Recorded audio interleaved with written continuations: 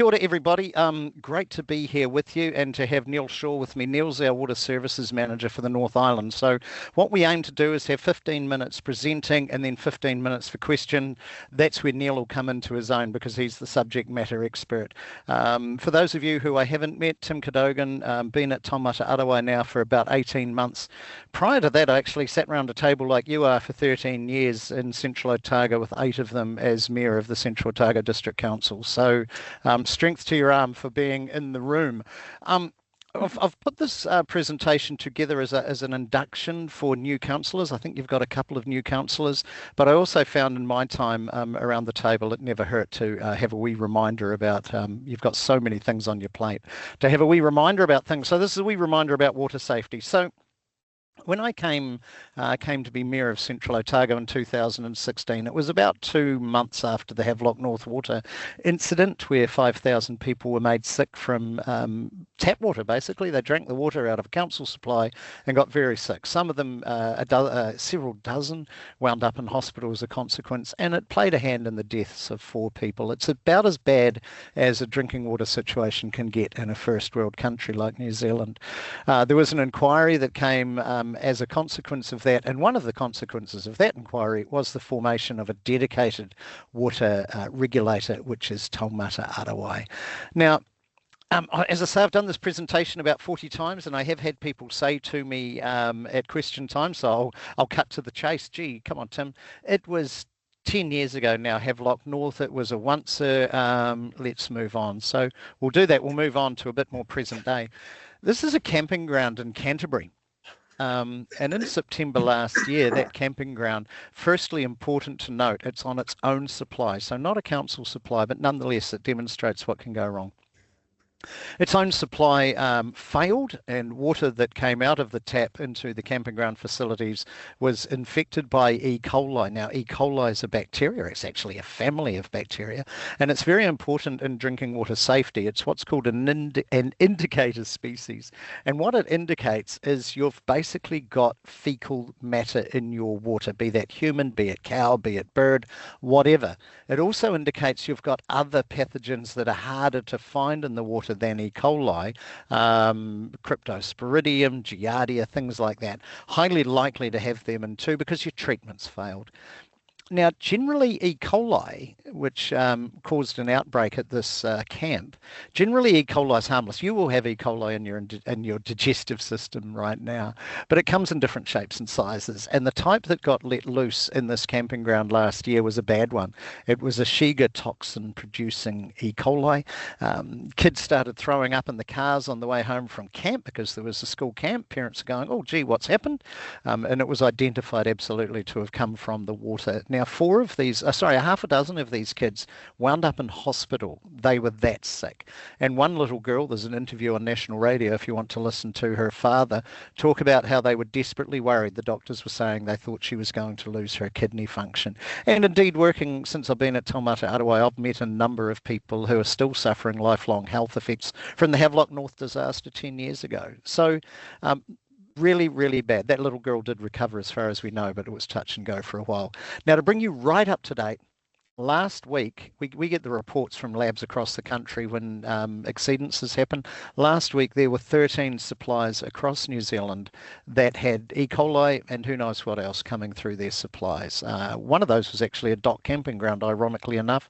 Another one was a rural subdivision, and 11 of them were unregistered supplies. So if there's one thing I can ask councillors to take away from that, it is this.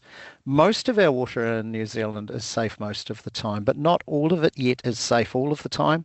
And when it goes wrong, as demonstrated by this camping ground just last year, when it goes wrong, it can go very wrong. So how do you keep your water safe? Get the basics in place. Look after your source water. The better the source water, the better the lesser the treatment, the lower the cost. Very important to councils, obviously. And of course, it was infiltration of the source water by sheep feces in Havelock North that caused that situation. Was the start of that situation happening. High quality filtration is very important. It will remove a lot of pathogens, but also it actually cleanses the water for disinfection, the next stage. And particularly if you're using surface water takes, as many takes are in New Zealand, the disinfection won't work. Chlorination and UV treatment, which are the two main forms of disinfection, they won't work if the water's cloudy. So you've got to have that filtration and the disinfection working hand in hand. Chlorination been used for 110, 120 years across the world. UV treatment, a bit of a newer form of treatment of water supplies. And then secure distribution, the stuff under the ground that it is so easy to forget about. Well, not so easy when you're living in Wellington because it continually gives you reminders, but it is easy to forget about it.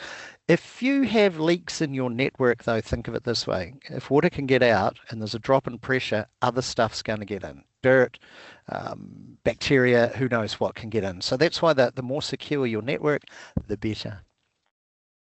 Multi-barrier protection is what came out of the Havelock North inquiry. We need to have multi-barrier protection to stop people getting sick.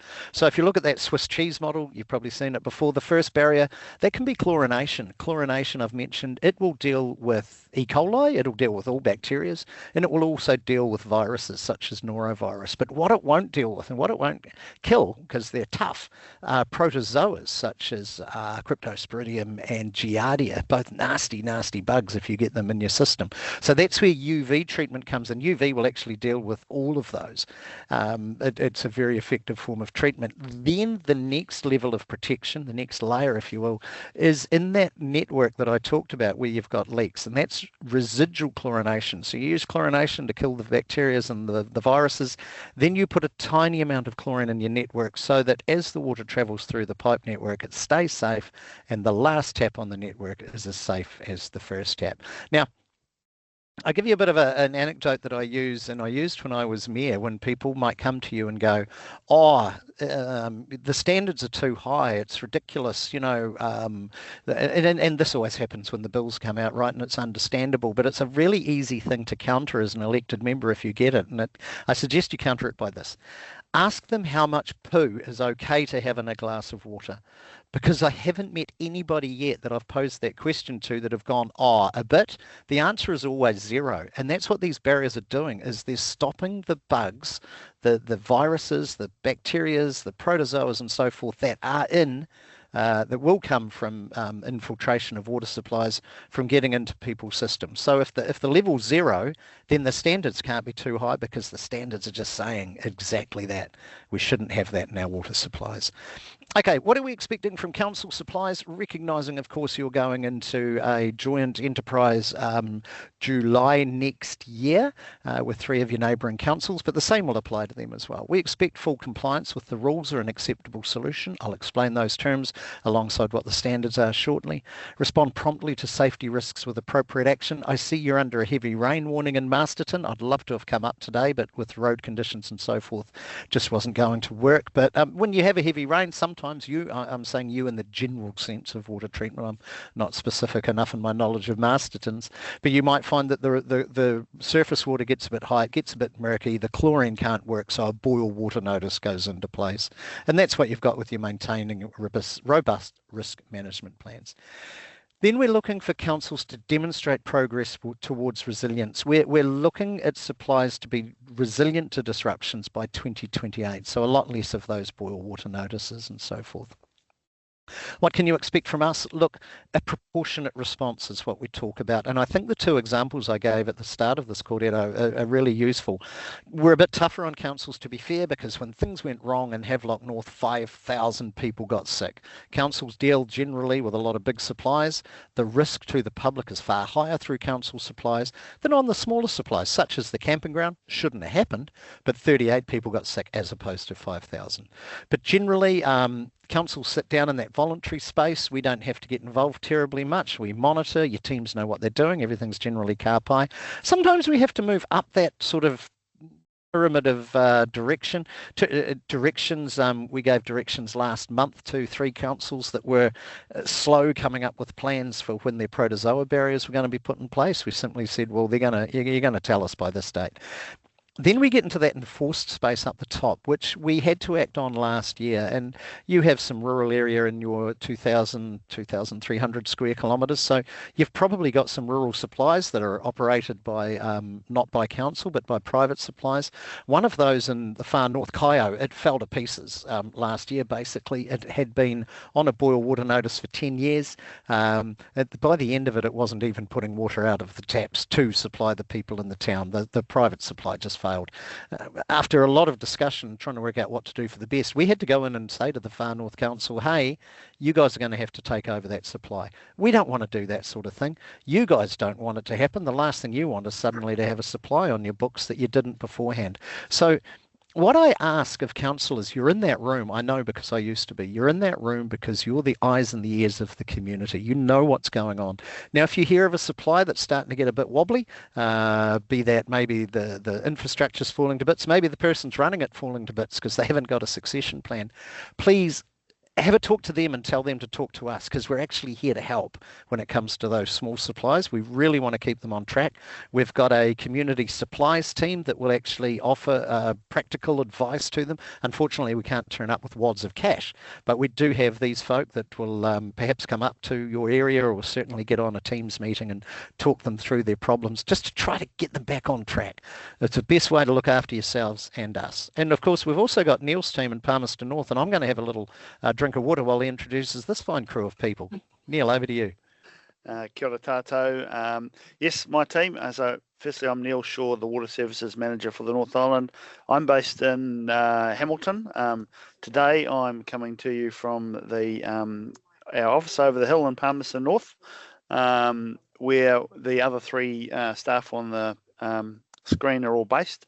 Colin Perrin is our Senior Water Services Officer, and Harmony Governor and Pierre Pradavand are our two water services officers based in the Palmerston North office.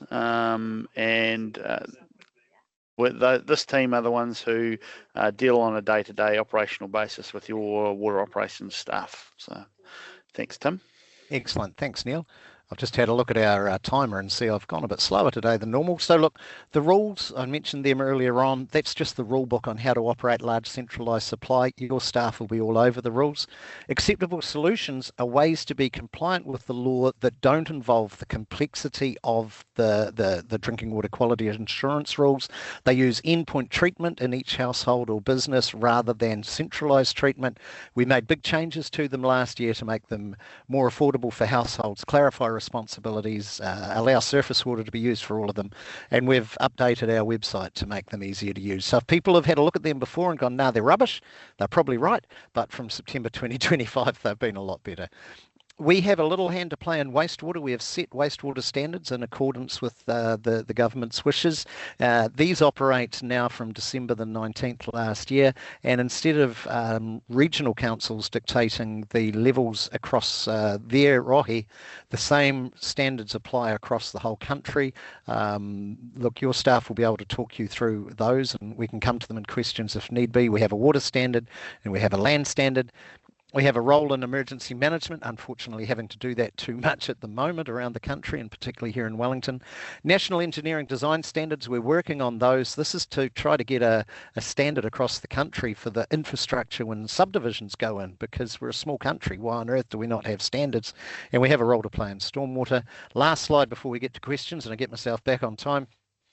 The Drinking Water Regulation Report and the Network Environmental Performance Report, really important for you guys as elected members because they tell you how you're doing compared to everybody else.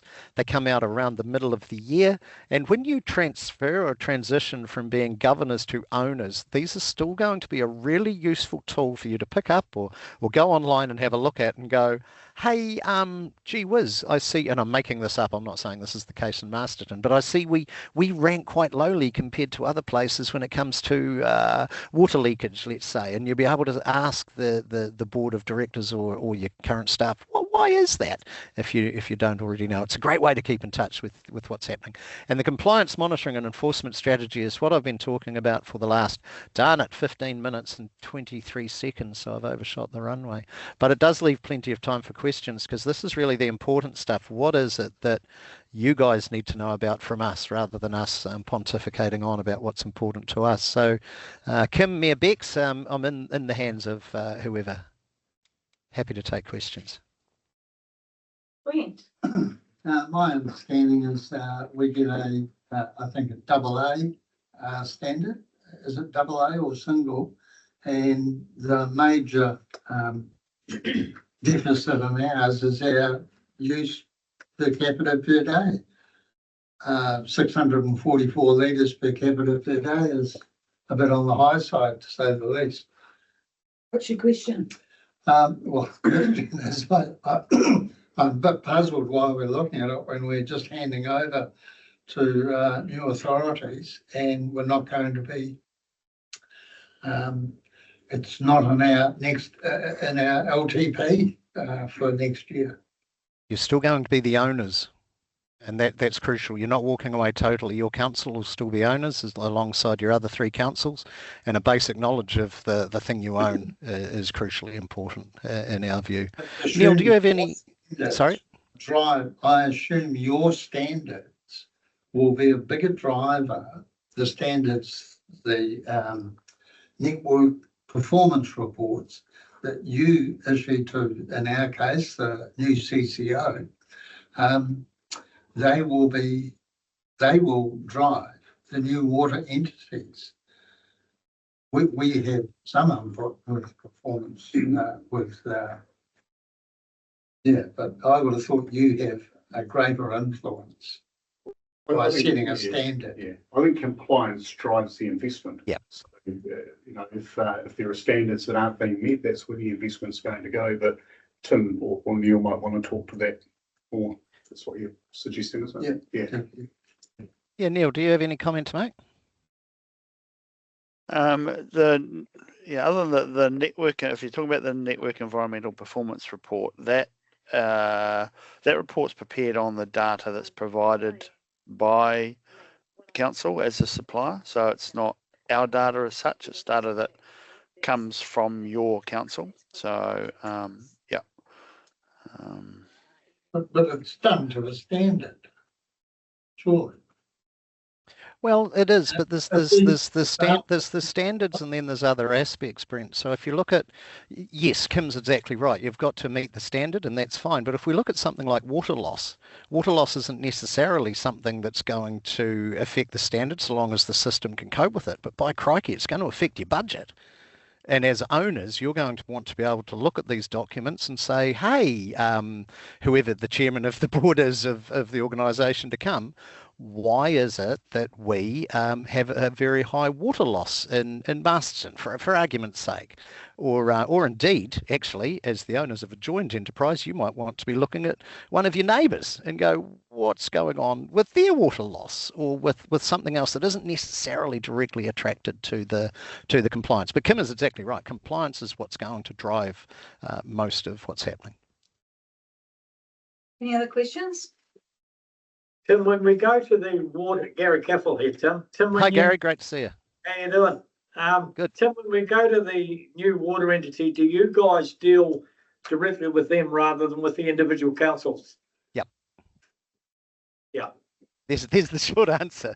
Yes, Yeah. that's there. Your position as owners is quite different and separate. Personally, having sat around the table, I still think some basic water knowledge is important.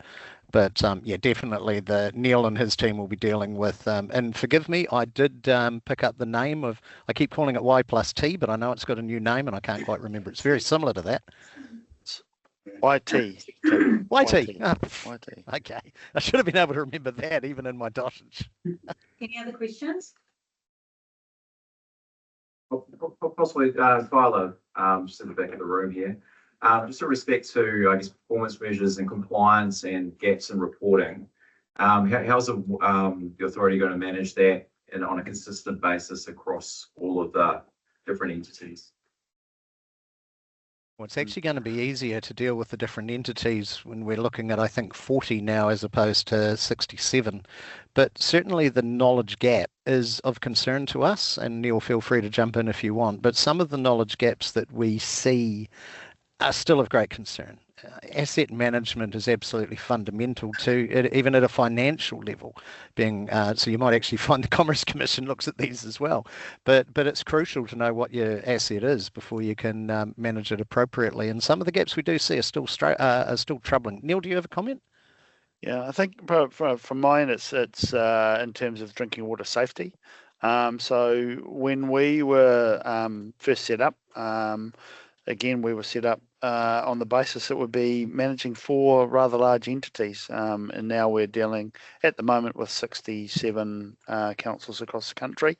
And our focus, particularly in the 2023-2024 financial year, was to review drinking water safety plans for at least one for every council in the country. And we completed that work. What we found were that there was deficiencies in the approach by some suppliers to risk management, but not necessarily things that identified out and out non-compliance and unsafe drinking water. So our focus has changed now, and last year we published a new updated compliance monitoring and enforcement strategy, which is a document that Tim had up on the screen earlier. And our focus for my team is to look at rules reporting. So that's the reporting that you provide to us on the safety and operation of your drinking water supplies. And we're looking at the deficiencies or the gaps in those reports alongside the drinking water safety plan, as well as how your team are managing the risks, and are they following what their plan says, or does the plan need upgrading to ensure that the risk that's been identified in the reports is being effectively managed. So yeah, that's how we're doing that. It's individual at the moment, and it will be supply based on individual supplies, but we will be dealing with the water organisation that's managing those, and once the water organisation has been stood up. Just another quick question. So in terms of the relationship management between the new entity and the authority, clearly the Palmerston North office staff are on call for a reason. How do you see that relationship working? Yep, once we've identified who in the new water organisation are going to be leading the operational teams, then we'll be reaching out to initiate those and have those discussions. But listen, we're also open to have discussions with the establishment teams as the organisations are being set up. I've got examples. We've already had several discussions with Waikato Waters Limited and up north, and I've had discussions with Te Aki Wai, which is New Wellington Water name, and actually meeting with them again tomorrow. So so as the entities are stood up, we'll be engaging with the people as we identify who's in charge and what we need to do. We've got some our comms team in head office are about to send some communications out either later today or tomorrow to council CEs across the country, just setting out our expectations on opening up those lines of communication. So, Tim, it's Kim. Yep. Well, just in regards to the owners of the entity, so the council's visibility to compliance or non-compliance, how do we see that? Would we only see that through the public view rather than the board? Because the board, you'll be dealing with the boards directly rather than with the councils. So how do we know that how they might be performing? Do we have to rely on the advice from the board, or do you send that data a little bit wider through to the owners, or do we just get to see a public view of it?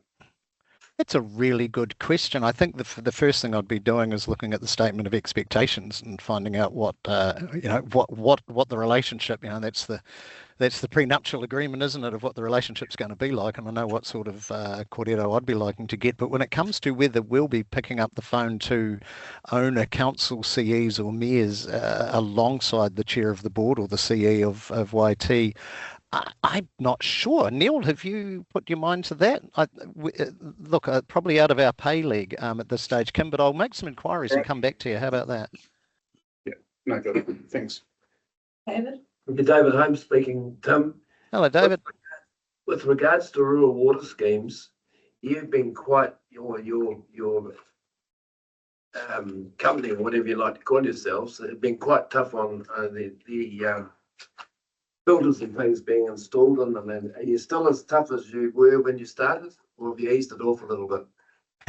Well, okay. Firstly, it's the government, not us. We're just the regulator. But that to one side. When the Water Services Act came in 2021, there was a provision in it that said that if you're 1+1, if you're a farmhouse, you're the owner's house, say, and you're supplying tank water to your house and your manager's house, then you're a water supply. Pretty tough, pretty darn tough. So when the act was changed 18 months ago, it's changed to at a domestic situation 25 people being supplied. So in the first place, the low-hanging fruit has got a lot higher, if you like. A lot of small supplies are now not going to be covered. We still do, though, if you're supplying to the public or supplying more than 25 people in a domestic household situation. Yep, we still require compliance. But if such operations are not registered with us or weren't previously registered with the Ministry of Health, there's been a greater time frame for those organisations to become registered with us through to November 2028, and then compliance isn't actually through till November 2030. So a lot more time to get compliant. We'd really like to see people get compliant sooner because it's their own health that we're talking about, but there's still quite a few years for people to get up to that.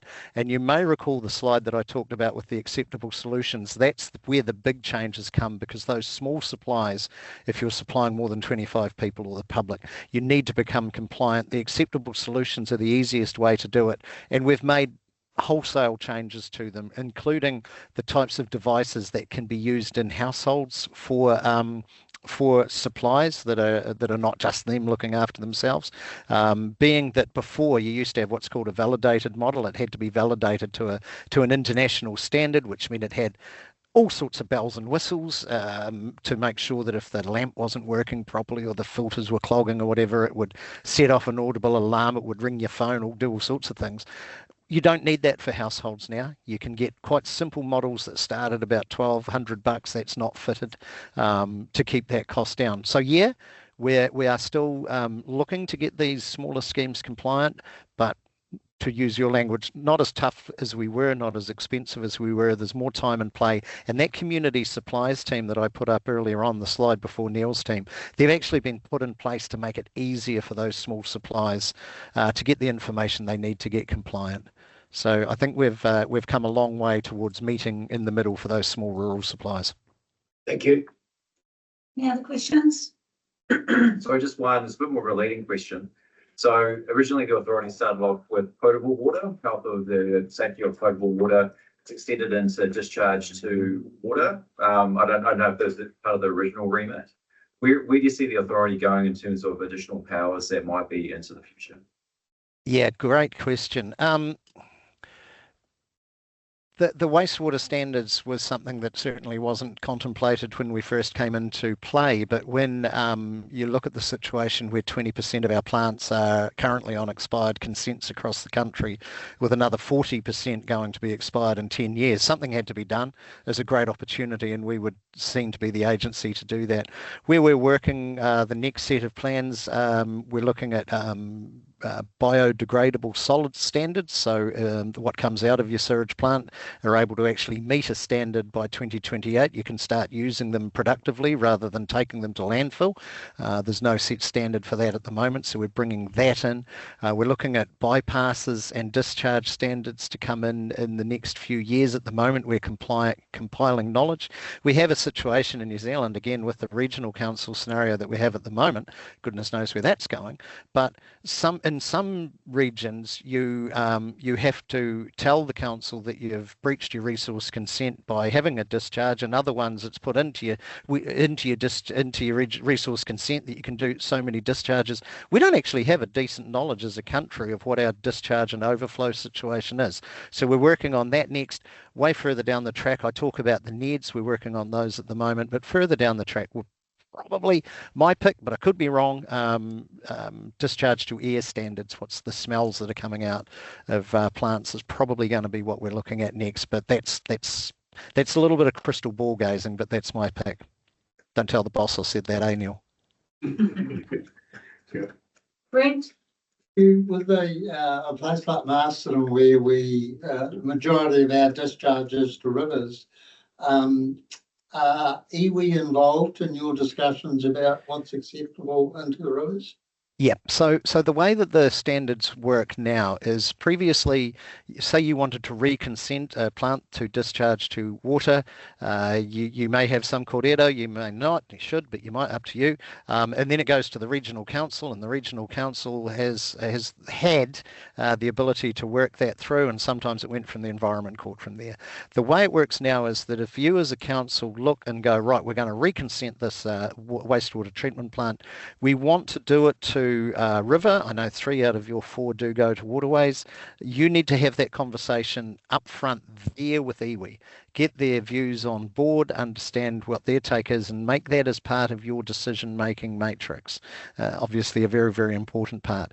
But then if you decide, well, look, financially or for whatever reason, we don't have a choice here, you then look at the standards for the size of that river, for instance, or whatever the waterway is you're using.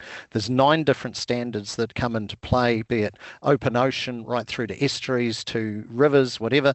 The volume of the river, you look at that. If your plant can make those standards that are in the national standards, then you go to the regional council. If you've made that decision that that's the way you want to go, you take that to the regional council and they can't impose higher standards on you.